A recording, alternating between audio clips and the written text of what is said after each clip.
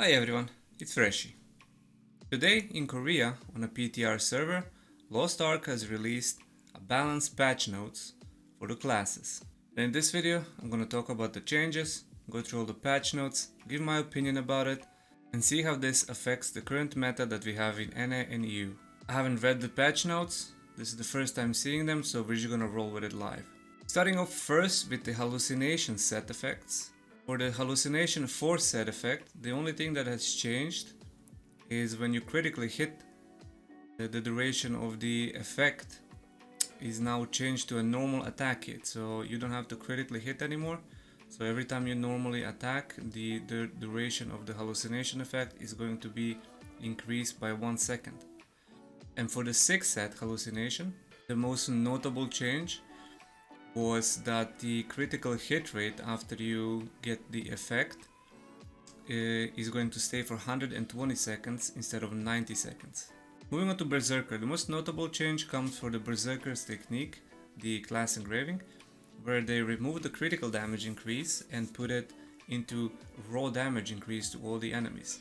This is a big buff to the Berserker's secret technique, and in my opinion, this is going to be on pair with Madness or the Mayhem Berserker. Next we have a GUNLANCER.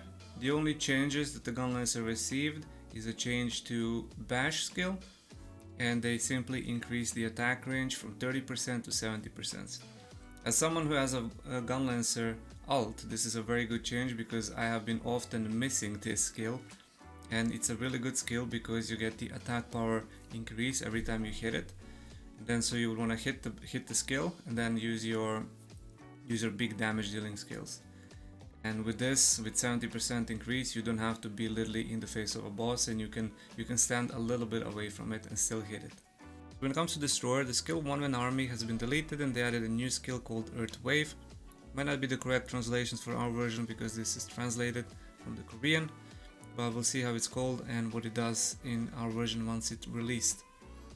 From the overall look of all the changes that the Destroyer received, it does seem like an increase and a rework and a rebalance a little bit of the certain tripods for the most hard-hitting skills.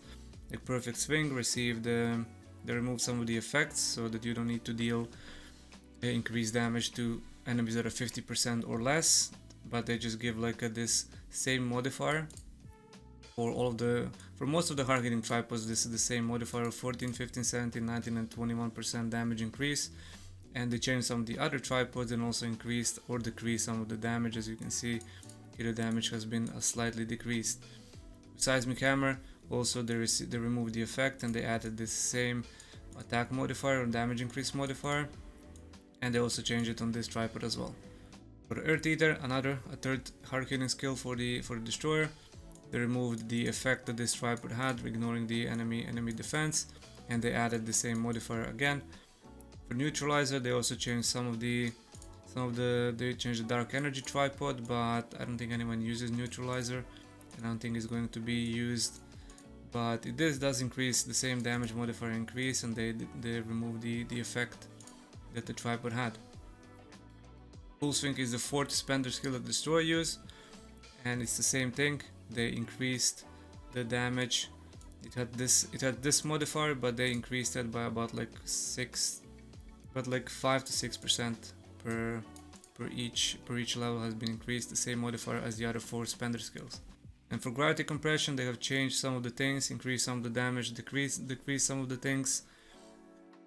Overall, I don't think anyone's going to be using this as a spender skill anyways, but it's a good thing to have as an option. Maybe someone finds a place for this skill, but from what I can tell, it doesn't seem like it's going to affect the meta that much. They basically didn't change any damage or any casting speed, they just changed the effect a little bit, so it doesn't take that long to hit the skill, and we'll see if that's gonna change and replace the other awakening that everyone has been using. They also changed a little bit to identity, so basically you gain more identity now, identity meter per gravity core that you have and using your abilities, and they added once you do the slam thing when you're slamming your hammer a lot.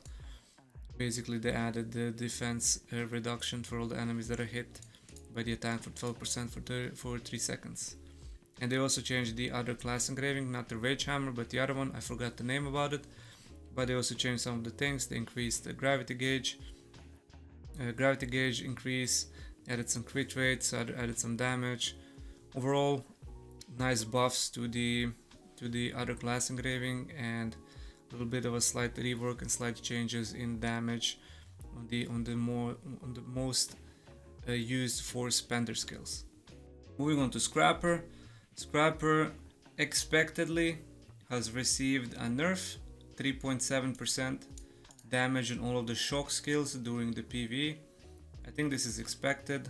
Scrapper has been a little bit overperforming way too much, even in NA and EU. I've seen some crazy clips on Reddit and YouTube of Scrappers doing insane amounts of damage, so this is very justified, and I don't think anyone is going to be upset with these changes and these nerfs. Same thing for a SOULFIST. SOULFIST has also had a nerf because for 2.8%, because apparently it has been overperforming in Korea, but honestly I haven't seen that many overperforming SOULFISTs in NAU, because I guess mostly people don't play the class, that it's not that popular. But it also received a nerf by 2.8%. GLAIVIER received a 6.6% buff during the PvE for all the damage of concentration skills. For the ARTILERRIST, the SMILEGATE intention was to split the ARTILERRIST double class engraving usage into either firepower enhancement or the barrage enhancement. This can be seen by all of the changes that they did to the normal skills. Normal skills and awakening increased by 16%, and the bombardment skills increased by 25% and reduced all damage in PvP by 6%. So with all the changes, they added a new skill. They removed the freezing bullet and added high pressure coal. This might be a skill that's going to deal a lot of damage into a normal for the firepower enhancement for one of the normal skills. We'll see how it does, because they haven't said which effects and which tripods this has, so we're gonna have to see what the Korean players come up with. Basically, they changed some of the skills that haven't been used. They reinforced bullets. They gave it a bombardment gauge. So basically, you have the identity now works for the ARTILERRIST. You have the firepower gauge and bombardment gauge, and they changed some of the skills, some of the effects. They gave it the bombardment gauge recovery, as you can see here, for the certain tripods, and they increased the certain skills, certain tripods, increased some of the values as well. For the multiple rocket guns, the main change is that the fire speed has been increased by 100%, but every time you shoot, you slide backwards 0.4 meter due to recoil, and as further away you are for the enemies, the more damage you do. Missile bombing, also they changed a little bit of an effect and increased massively the damage that the skill does. For the forward bombardment, it was the main identity gauge farming skill, and they changed the effect so that it only farms the bombardment gauge, and the damage is still the same, like the increase is still the same. Same thing for the flamethrower. They increased the PV damage, PP damage, and they increased the amount of all gauges, so you can farm both firepower and the barrage enhancement bombardment gauge with flamethrower. They increased the cooldown, but they increased the mana as well. But they changed the quick preparation tripod, and now you can have the more cooldown reduction if you choose to go with that tripod. And the firepower control, they also added an additional bombardment gauge recovery with these values, same as the forward bombardment as well. Gravity explosion, something that hasn't been used, but it has increased damage of 90%, increased gauge acquisition by 92%, and changed the tripod effect from the perfect zone is widened to a crit rate increase. This might be used to farm some identity in both of the either firepower enhancement or barrage enhancement, but we'll see how this affects it. Jump bombardment, they changed the jump for 0.3 seconds faster. In your bombardment mode, the artillery skill, they changed the cooldown of the howitzer. This is the first skill, from 9 to 7 seconds, and they changed the energy cannon from normal skill, from general skill, to a holding skill. So basically for the identity, as you can see, it says here it's been split into firepower gauge and bombardment gauge, and they adjusted the values for each of them through all the normal and skills that you can use. This is all of the new changes to the gauge acquisition. Basically how the firepower gauge work is when it's full, you still gain the firepower enhancement level 3 buffed as usual, but the duration has been removed, so this time it doesn't expire after 20 seconds. It can stay up infinitely as long as you're doing damage with normal skills. If you stop doing damage with normal skills, the gauge gradually is going to decrease and you're going to step by step losing the buff. So from level 3 it's going to go to level 2 to level 1 and then to level 0, and you need to farm it up again. In the artillery mode, going into artillery mode is the same. When the bombardment gauge is full, you can just press the button, the Z, it was be like a default, and then you just go into a turret mode. When the turret mode ends, it enters the cooling state as usual, and the bombardment gauge cannot be farmed, or you cannot go into the turret for a certain amount of time, but this gets negated by using the bombardment gauge class engraving. And now for the class engravings, firepower enhancement, the damage received reduced stay the same, 20%, but they change the effect. This time you don't gain crit hit rate, but they change the effect where you don't gain the critical hit increase, but instead you get the normal damage increase. The normal skills, 25% damage increase at level 3, and the duration of firepower gauge is increased as well to 12 seconds plus. Same thing for the bombardment, they reduced the damage of the bombardment skills, but they also gave a crit hit rate for all the skills.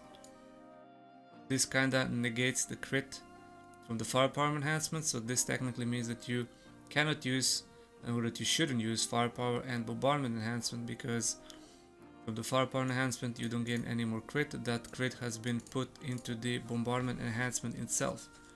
You deal less damage, but you have more crit and you have more gauge, and you do not enter the cooling state, so you can pretty much continuously farm it.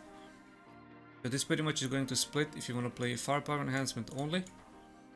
So you will have more damage, but you will not have crit, so you will have to play most likely full crit and a little bit of a swiftness for the firepower enhancement, and you only use your normal skills, or you can play barrage enhancement and you can play full spec with a little bit of crit and have decreased damage a little bit but increased crit rate the same as it was when you played firepower enhancement. So you have two choices here. We'll see what the Korean artillerist players come up with, but in my opinion both of them are really good now, and you can have your own choice and your own playstyle the way you want it. Next, moving on to sharpshooter. If you guys already didn't know, I am a main sharpshooter and I am very happy about the increased damage in all skills except basic attacks for 4.8% during PvE. This is a massive change to the sharpshooter, even though in my opinion I feel like sharpshooter is in a very balanced place right now, because it has 3 builds that are very viable and it fits everyone's playstyle. The main issue why nobody likes sharpshooters and why nobody plays it and the popularity is low is because I think the sharpshooter needs visual and audio rework of the skills. Like, the skills don't look appealing and it feels like they don't have impact when they're hitting, and the audio sounds and sound effects of the skills are just basic because the class is very old, and I feel like all of the skills, they need a visual and audio rework, and I feel like that would appeal sharpshooter much higher to people who wouldn't want to play it as a main class. But right now I feel like sharpshooter is, damage wise, is in a very balanced place, and I really don't mind all of these buffs that they're giving us. And scouter, we don't have it on NA and EU, but it also received 4% buff on all of the damages, on all of the damage skills. Basically Gunslinger received also buffs from what I can tell. So basically they changed some of the tripods here. They removed the back attack effect, but the damage is going to increase and crit rate also increase based on these modifiers. And they changed the Peacemaker class engraving. So basically you have the attack speed stays the same, the pistol stance, the crit rate has been increased to fixed 10%, but increased damage has been added to 5, 10 and 15% when changing to shotgun stance. Normally you had crit rate by 15, 20 and 25%, now it's fixed 10% but increased damage in shotgun. This is basically to make gunslingers use the shotgun stance more often now. And also in rifle sense, increased damage to enemies by 10% and increased damage dealt to targets below 50% health by additional 10, 20, 30% for 9 seconds. Basically no changes there, only changes to the shotgun. And with this, you probably will want to play Peacemaker level 3 now as a class engraving, because a lot of people have been playing at level 1 just for the basic level 1.